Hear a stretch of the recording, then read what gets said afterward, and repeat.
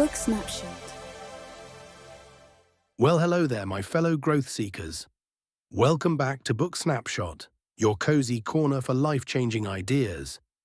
I'm so glad you're here today because we're diving into a book that literally rewires how you see challenges, failures, and your own potential. Now tell me, have you ever thought, I'm just not a math person? I'll never be good at public speaking. They're just naturally talented. I could never do that.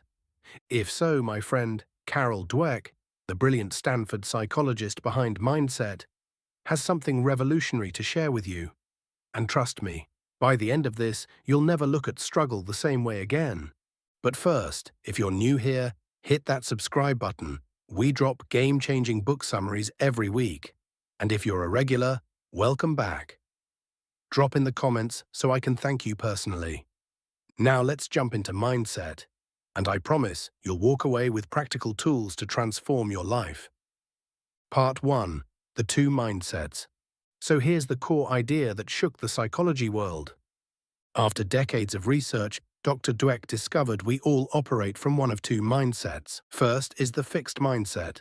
My abilities are set in stone. I need to prove myself. Failure means I'm not good enough. Second is the growth mindset. I can develop any skill with effort. Challenges help me grow. Failure is feedback. Now here's where it gets fascinating. Dweck's studies show fixed mindset students hide mistakes to look smart, avoid challenges to avoid failing, actually lose interest when things get hard. But growth-minded folks, they embrace hard fun, learn from criticism, outperform naturally talented people long-term. Let me read you this powerful line directly from the book. Becoming is better than being.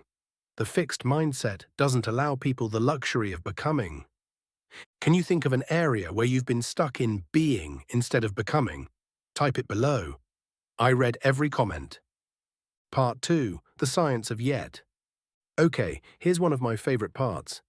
Dweck's team did a study where they taught struggling students one magical word, yet. Instead of, I'm not good at math, they learned to say, I'm not good at math, yet. And guess what happened? Their grades improved dramatically just from that shift. The book explains why this works. When we add yet, our brain switches from judgment mode to problem-solving mode. Suddenly we start asking, what do I need to learn? Who can help me? What strategies haven't I tried? Try this now. Think of one skill you've told yourself you're bad at. Now say, I'm not good at this, yet. Feels different, right? Type your yet statement below. I'll cheer you on. Part 3. Real-life mindset shifts. Let me tell you about Michael Jordan. Most people don't know he was cut from his high school basketball team. A fixed mindset would have said, I guess I'm not a basketball player. But Jordan, he later said, I took that rejection and used it as fuel. That's the growth mindset in action. Or consider this classroom experiment Dweck shares. When teachers praised kids for effort, you worked so hard, versus intelligence, you're so smart. The smart kids avoided harder tasks to protect their label. The hard workers sought challenges because effort felt good. Here's the kicker. By the end of the year, the hard workers outperformed the smart kids academically. Book, quote, did I win? Did I lose? Those are the wrong questions. The correct question is, did I make my best effort? So tell me, when have you seen this play out in your life? Have you ever surprised yourself by improving at something you thought you'd never master? Part 4. Your Mindset Toolkit. Now let's get practical. Here are 3 tools straight from Dweck's research. First, the power of process praise. Instead of, you're a genius, say, I loved how you tried different strategies. This works wonders for kids and your inner child too. Second, the mistake journal. Each night, write one mistake you made, one lesson it taught you. Bonus, this reduces shame around failures. The third tool is the neuroplasticity reminder. When struggling, say, every time I practice, my brain forms new connections. Because science shows this is literally true.